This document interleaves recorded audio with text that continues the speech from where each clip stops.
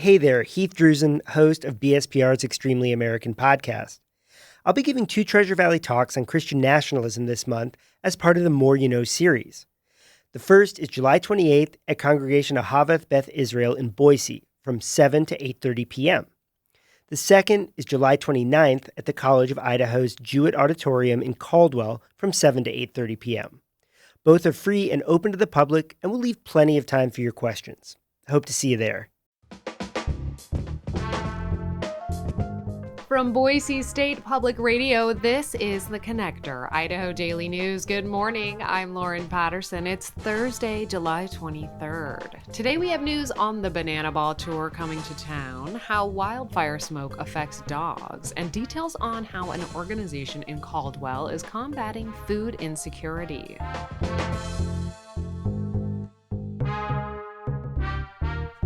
When a huge employer wants to build or relocate their operations to Idaho, economists will applaud job creation. But some Idaho experts say massive projects from Amazon or Meta may be overwhelming infrastructure, especially in some of Idaho's smaller communities. George Prentice reports. At Wednesday's semi-annual meeting of the Mortgage Advisory Board, Idaho Department of Finance Examiner Daniel Klein confirmed that Idaho remains at the top of must-build lists, not just for homes, but huge businesses too.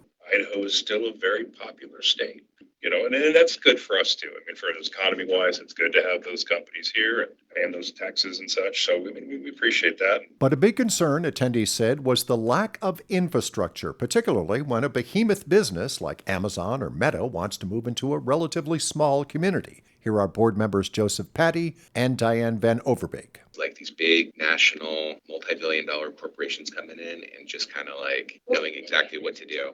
And these small cities with 1 or 2 building inspectors, a city planner, that maybe one person, they're not built out to be able to handle this. The solution, they suggested?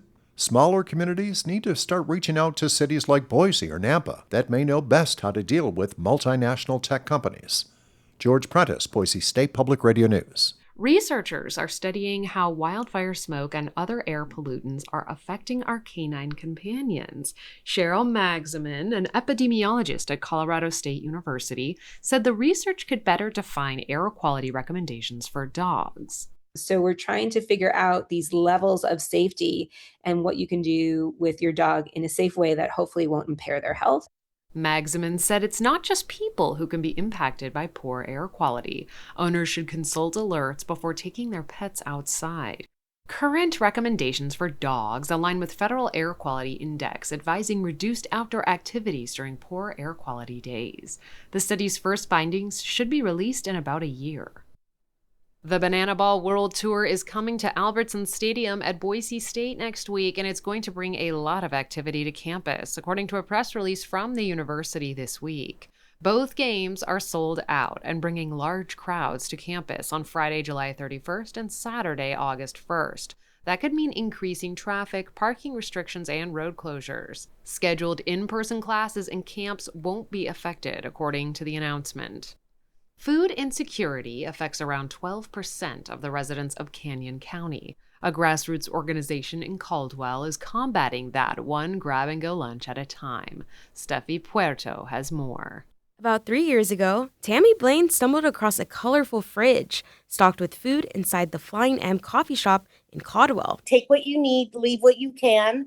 No questions asked. That is one of the guiding principles of this community fridge, where volunteers pack paper lunch bags with things like peanut butter and jelly sandwiches, a drink, and snacks. So I thought, how can I get food in this fridge? So I just started making to-go meals, just leftovers from home and putting them in there. Blaine started contributing when the Mutual Aid 2C was running the free food program at the Caldwell Cafe. They had kind of started it and got me started with the Sack Lunch program, but then they kind of dissolved over the last 2 years. Blaine saw that food insecurity wasn't going away. She took over and rebranded as the Feed the 2C, a grassroots organization that has expanded their bag-to-go lunches to schools, family shelters, and other pantries. There's bread there, there's rice, there's noodles. Oh, we love to see that. We want fresh fruits and vegetables. People who have extra food can also drop it off next to the Flying M fridge. Steffi Puerto, Boise State Public Radio News.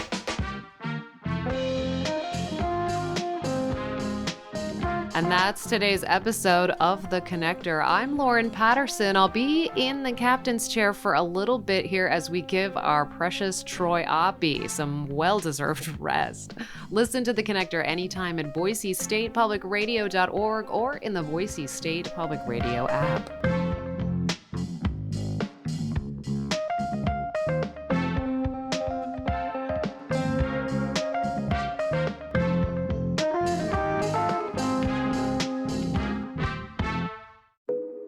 Each story you hear on Planet Money starts with a question.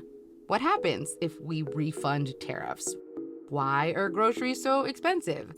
At NPR, we stand for your right to be curious because the forces shaping our world can be hard to see.